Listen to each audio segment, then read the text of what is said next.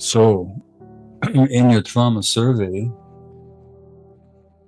um, significant percentage had undergone significant traumatic experiences, and some of them came to distrust the faith, others came to have closer connection with their faith. Then you have to ask, well, what determines the difference? And I'd have to say there's something about their experience that impelled them one way or the other way. Now, I'll come back to that, but let me first speak about child development and trauma and what that means.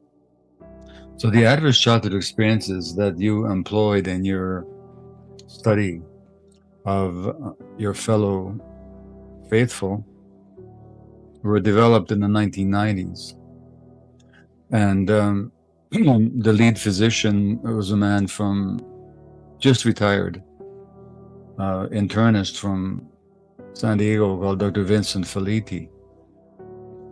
And Felitti was working at a obesity clinic where they found that they could help people lose weight with rigorous exercise and dietary control. But you know what they couldn't do? They couldn't help them keep the weight off. And then Felitti did something quite unusual for a medical doctor. He actually started listening to his patients. And he learned from them. They said, what do you think we're doing? We're stuffing down our pain. And that's what impelled the adverse childhood experiences studies. And they defined adverse childhood experiences as physical or sexual or emotional abuse, a parent dying, a parent being jailed, a parent being mentally ill, a parent being addicted, violence in the family, a divorce, or neglect. And for each of these ACEs, or adverse childhood experiences, the risk of addiction went up exponentially, the risk of mental illness went up, the risk of autoimmune disease went up, the risk of sexually transmitted disease goes up, everything goes up. Malignancy, which impels us to ask what's going on here. Well, what's going on here is that from a scientific point of view, as distinct from the mainstream medical point of view, unfortunately, mind and body can't be separated. And what happens to us emotionally has an impact on our physiology. Now, to those 10 adverse childhood experiences, we also need to add at least 2 more. And one of them is at least mentioned in your study, which is racism. Racism is also a traumatic event. And you show that in your study. Now, what it all comes down to is that human beings aren't separable from their physical. Mind and body can't be separated.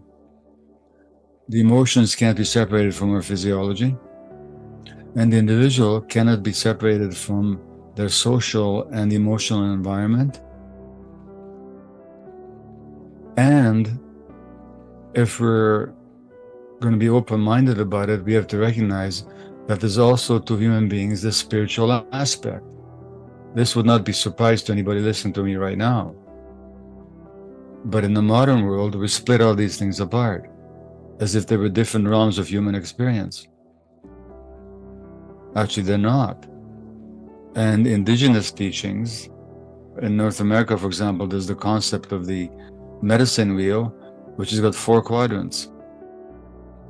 Our bodies, our minds, including our emotions, our social relationships, and our connections to spirit.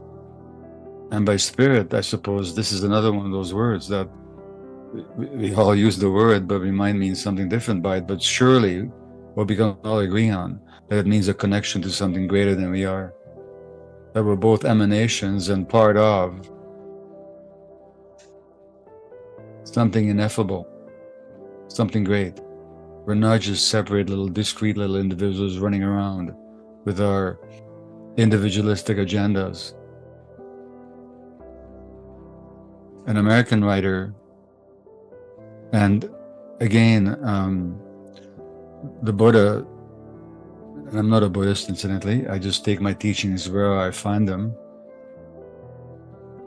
And the Buddha said, he talked about the interconnected nature of co-arising, that everything arises in connection to everything else. So he said, look at a leaf or a raindrop. The leaf isn't just a discrete object. It contains the heavens, the sunlight, and the water that falls from the sky. There'd be no leaf without it. The leaf contains them all. The leaf contains the earth, the minerals. The leaf contains light, photosynthesis. The leaf contains possibly the activity of humans or animals. So he said, the birth and death of any phenomena are connected to the birth and death of all other phenomena. The one contains the many, and the many contains the one. Without the one, there cannot be the many. Without the many, there cannot be the one.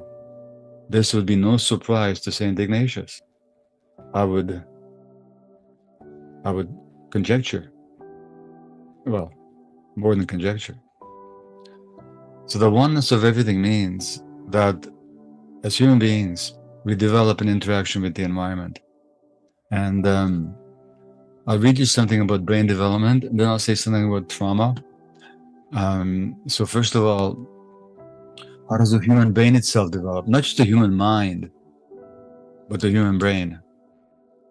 So this is from a study, I shouldn't say a study, a review article that appeared in a journal, Pediatrics, 11 years ago now. This is the official journal of the American Pediatric Academy. And the article was from Harvard University's Center on the Developing Child. And here's what they said.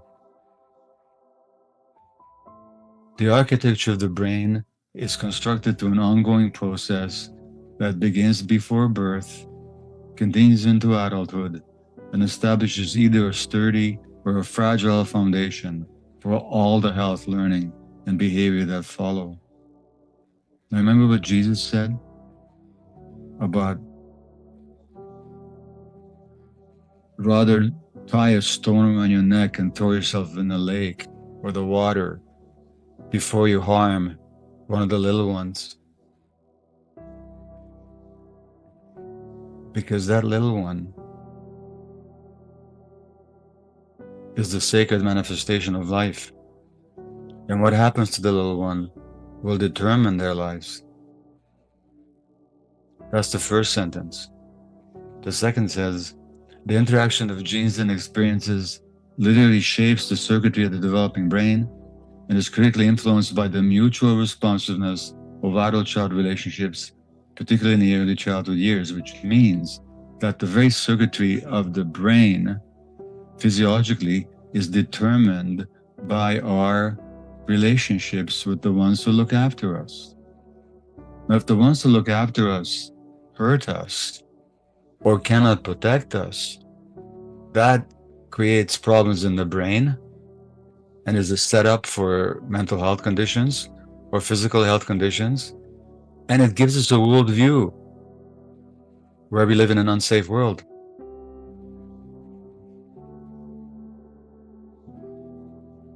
And so this is where trauma comes in. So this is important to understand. Those adverse childhood experiences are not the trauma. They are the traumatic events that cause the trauma. But trauma is a wound that you sustain internally. It's not what happens to you, it's what happens inside you as a result of what happens to you. So in my case, my trauma as a Jewish infant under Nazi-occupied Hungary for the first year of my life was not that my mother was stressed and terrified, as she well might have been. And here's a quote I'm going to give you. The child is very open and can feel the pain and suffering going on in its immediate environment. Some wounds don't bleed. They live in silence. In the moments a child sobs in the dark and no one comes. In the way a parent looks away when their child is angry, scared, or just too much. There doesn't have to be abuse. No screaming, no violence. Just the absence of what should have been there. A warm hand, a soft voice, a face that says, "I see you." Over time, the child begins to believe, "My feelings are wrong. I'm too much. I have to earn love." So they shut down. They adapt. And somewhere along the way, they lose the thread that connects them to their true self. And when they grow up, that lost thread stretches into everything, into their relationships, their work, their faith. Because when you grow up believing you're not worthy, it's hard to believe in a God who says you are. For some, faith becomes a refuge, a place where they finally feel held. For others, it becomes a battlefield, a wound that won't stop reopening. And often, the difference isn't logic.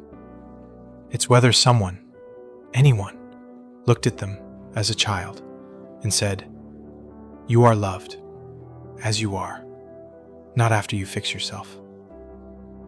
Healing begins there, when the child we once were feels safe enough to come home.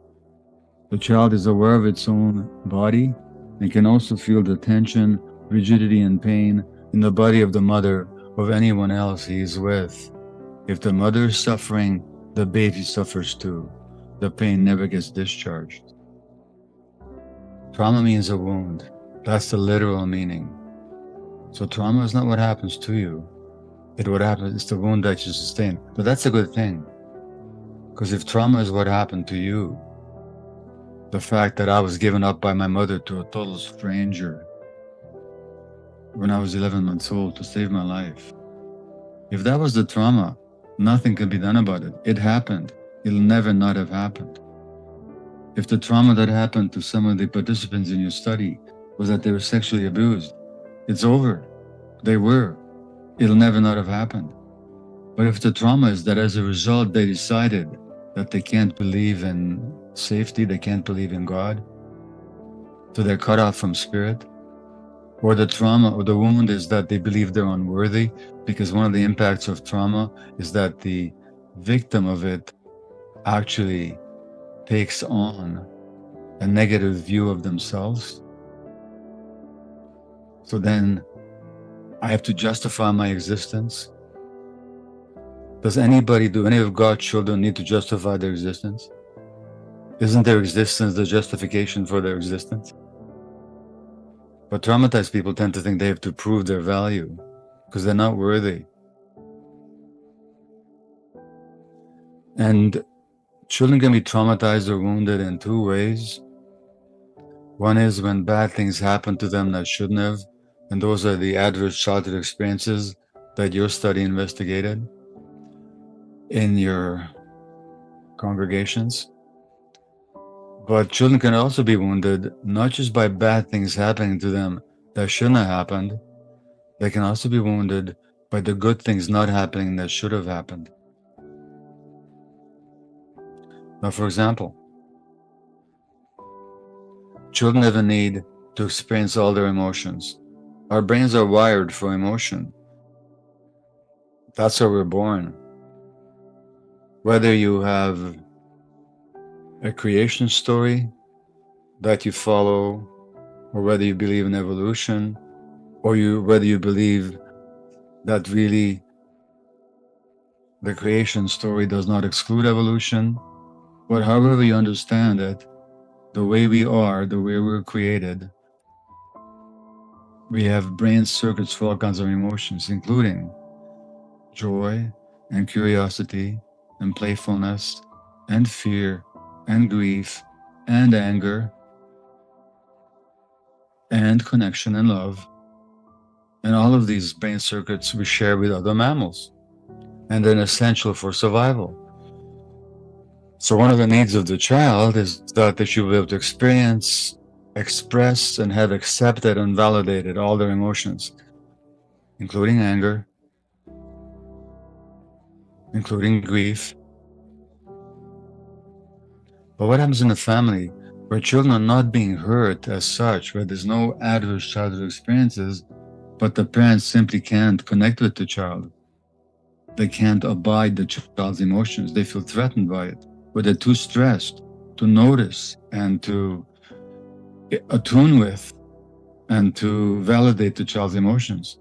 That child will shut down their emotions so that they can belong to the parents, because they get the message that if I'm truly myself with all my emotions, I'm not acceptable. And I can't afford not to be acceptable because that's necessary for my life. That child is wounded and they get disconnected from themselves. Well, let me tell you about myself and my relationship to God. I was a militant atheist. I mean, an angry atheist most of the time growing up, because I was smart enough to know. I'm speaking of my own subjective process here. I'm not asking you for agreement. If God was all powerful, they said God was all good, all powerful, and all knowing, omniscient, omnipresent, and omnipotent, and good. Well, if God was good, he couldn't know everything, could he? And he couldn't be omnipotent. Otherwise, Auschwitz wouldn't have happened. And my grandfather, whose pen I have in my hand, he used to chew on this. He was a doctor and a writer, like his grandson, would not have perished in the fires of Auschwitz if God was all good. Or if God was good, he couldn't be all-knowing. If he was all-knowing and good, he couldn't be omnipotent. But why was I angry? I might have had that logical belief, and I had that belief very early, that this God picture that they're selling to me can't be correct. But why was I angry? I was angry because I really wanted to believe. I really wanted a connection with God. I really wanted a connection with Spirit, with this all-encompassing goodness that created or is immanent in this universe of ours. But the picture of God they were trying to convince me of just didn't allow me to believe in that. That's why I was angry, because I so badly wanted to. So I've come to a very different terms with it now. I'm just saying that those childhood traumas can really affect our faith, whatever the faith happens to be, and our connection to that faith, and our connection to the institutions that administer that faith.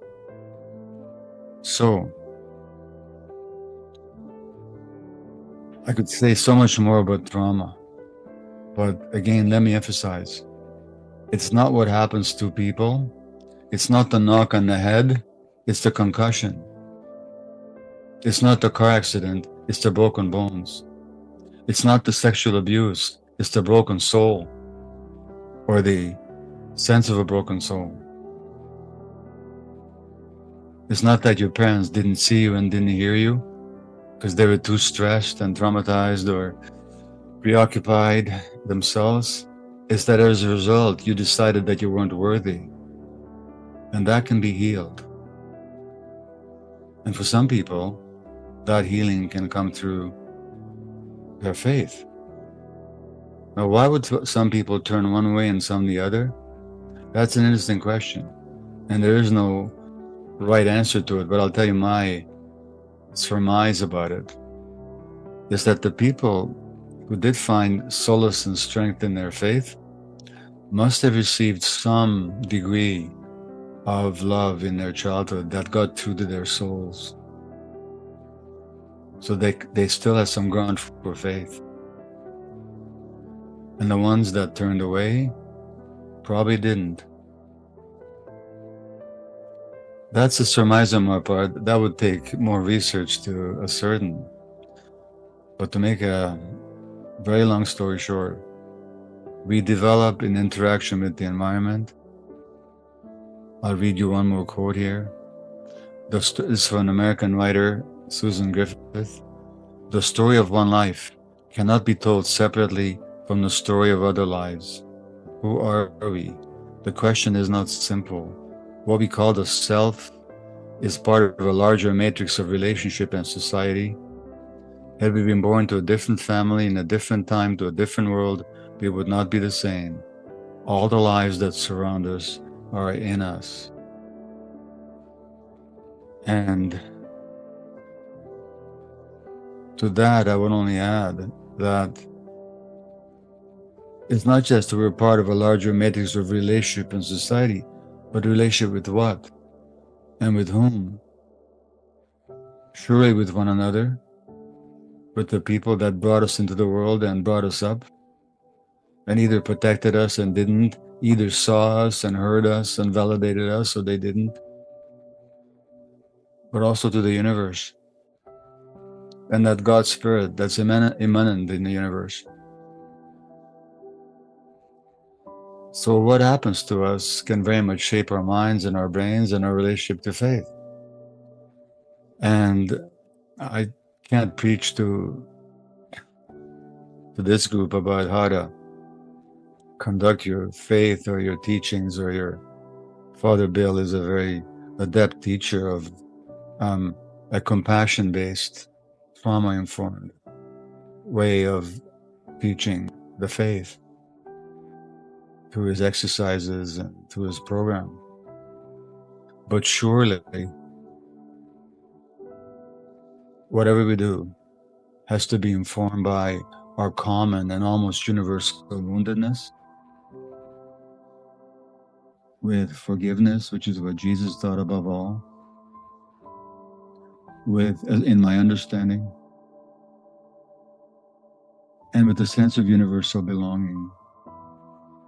In a 2023 survey of over 1,800 respondents from diverse faith traditions, 64% of those who had experienced childhood trauma reported that their perception of God shifted dramatically over time. Some described God as a cold judge, others as an unseen comfort. What shaped these images wasn't theology, it was memory. Take Maria, for example. Raised in a devout Catholic family, her father's volatility became indistinguishable from her image of God. Years later, in therapy, she realized she had internalized divine punishment as love. Or Marcus, who was abandoned at age 7 and raised by his grandmother. For him, prayer wasn't about guilt, but about survival.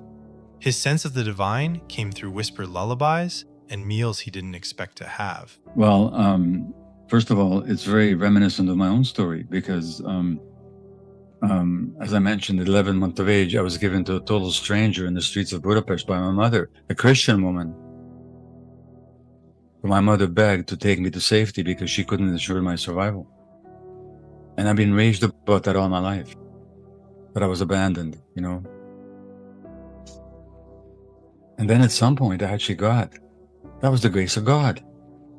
The fact that the Christian woman showed up on that street at that moment when my mother was desperately seeking for some escape for her infant son, that's the grace of the universe. That's just universal love.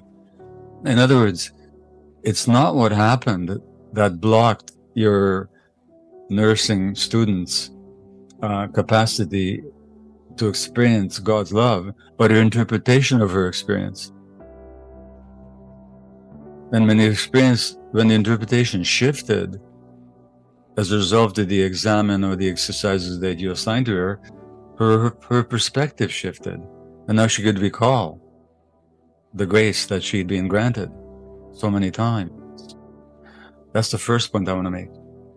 The second point I want to make is the grandfather's death wasn't a trauma. I would argue that grief, as I mentioned, is a natural part of our brain apparatus.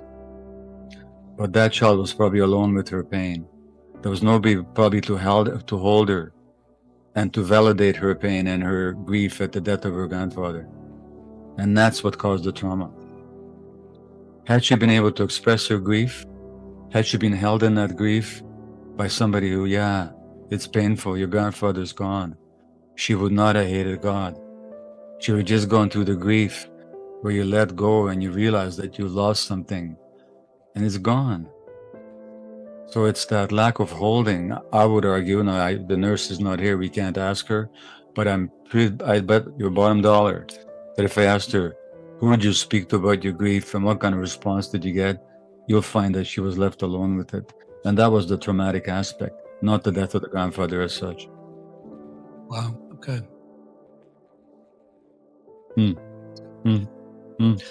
Absolutely. And loss. Yeah. Because Right. Yeah. Well, I'd like to comment again, if I may. please. I'm not a faith-based person in sort of a formal sense at all. So I don't hold a view that there's some entity that made laws that I have to follow. But I do believe there are certain universal principles that if you transgress them, you're going to create suffering. So when it comes to sexuality, it's not a question of not for me at least, of a stern entity telling me what I'm allowed to do and what I'm not allowed to do. But there's reality, that there's certain principles or laws of the universe. If I transgress, I'm going to create suffering for myself or others. Now, if you look at the teachings on sexuality, for me, it's not about rules. For me, it's about what creates suffering and what doesn't. And intimacy means the innermost. And really, you can't get more innermost than through the sexual contact in the physical sense. But it has an emotional aspect as well. And very often, sex in this society is practiced completely without regard for the emotional aspect. And kids are encouraged and culturally seduced, really, into having sexual experiences before they're mature enough to even have a sense of who they are and how to share that innermost for genuine intimacy, for genuine connection. I'll tell you a story of a friend of mine who's a doctor, and it's a lurid story, but it's very telling. Not lurid, really, it's just happened. And my friend, the doctor, worked at a sexual disease clinic, and this young teenager comes in and says, when I have sex with my boyfriend, I don't know when he ejaculates. And my friend, the doctor, says, couldn't you ask him? And this girl said, isn't that too personal? So there's this physical penetration and intermingling of two bodies without any sense of safety or genuine intimacy, genuine connection. And that's wounding to the soul. And that's what your student experienced based on the retreat. He actually got in touch with something very precious inside himself. Now, that he can never give it back, I would give him an argument on that one. And probably maybe you would as well. If you practice certain exercises and lived a certain way, it's all there. But I understand his sense of loss. And if I can quote you, another Catholic, I don't know how you stand in relationship to Thomas Merton, but a great writer and Catholic monk, and he wrote that it is true that the materialistic society, the so-called culture that has evolved under the tender mercies of capitalism, has produced what seems to be the ultimate limit of this worldliness. And nowhere, except perhaps in the analogous society of pagan Rome, has there ever been such a flowering of cheap and petty and disgusting lusts and vanities as in the world of capitalism, where there's no evil that is not fostered and encouraged for the sake of making money. And he says, we live in a society whose policy it is to excite every nerve in the human body and keep it at the highest pitch of artificial tension, to strain every human desire to the limit, and to create as many new desires and synthetic passions as possible in order to cater to them with the products of our factories and the printing presses and movie studios and all the rest. And Thomas Merton wrote this half a century before the development of the internet and social media and all that. And I believe he was speaking to your friend's experience. And that's the culture. And so that we live in a culture where we actually have to protect ourselves from the very culture that we live in, lest we lose ourselves. That's the theme of my book, The Myth and Norm.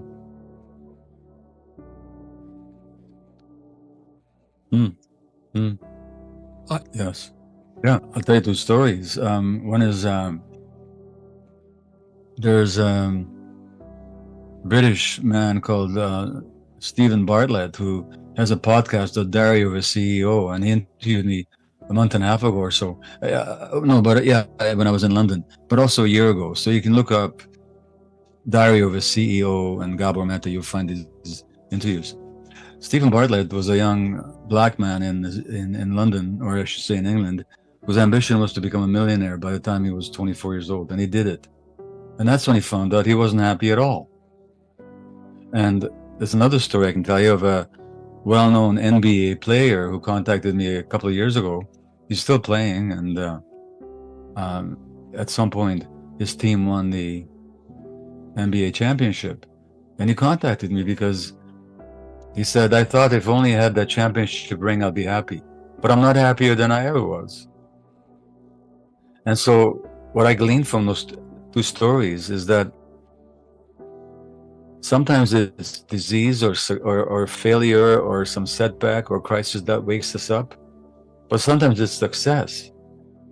Because when we get it, we find that inner emptiness. And was it Blaise Pascal who said that inside every human being there's a God-shaped hole? Well, that hole will never be filled by anything from the outside. So that's the first point. The second point is that you're quite right. My trauma, which is the belief that I wasn't worthy, made me a very successful doctor. Because it means I was a workaholic, available to everybody all the time. Because every moment the beeper went, it proved that I was wanted and worthwhile, which is the hole that trauma caused inside me, that lack of self-belief and sense of lack of, like, I'm not a child of God who belongs here. And now that made me successful. So worldly success is very often trauma-driven. And when you achieve it, it turns to ashes in your mouth. Now, it's possible to be successful for a different reason. That you're called to do something and you're following your calling. When you're called, at some point, St. Ignatius was called, wasn't he? Mm-hmm. Then he followed the calling. It cost him big time, but he followed the calling. Or we can be driven. Now, there's a difference. When we're driven, we're like a leaf tumbling in the wind, utterly at the mercy of forces we don't even realize are there. Well, those forces that drive us are the unconscious, created by the trauma that we experienced. And that can drive us to great success, but it doesn't lead to inner satisfaction. Or we can be called. Now, our calling is different. We can answer the call or not, but we're free. We're no longer driven. And if you're called to do something and you follow the call, you're a success already, whether or not certain material goals are achieved or not. But it's a completely different experience. And in this society, a lot of us are driven, so driven that we don't even listen to the call, that silent little voice that the Bible talks about. And that was my experience.